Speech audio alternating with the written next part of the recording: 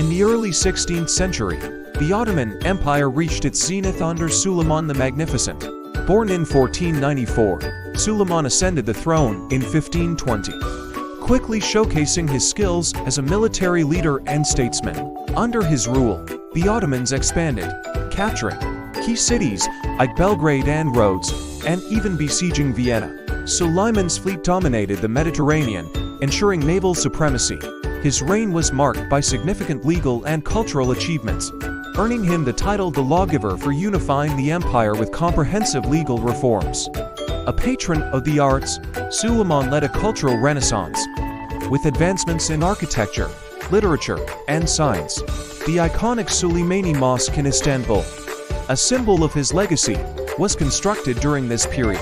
Suleiman the Magnificent's reign is remembered as the pinnacle of Ottoman power, blending military might with cultural and administrative brilliance.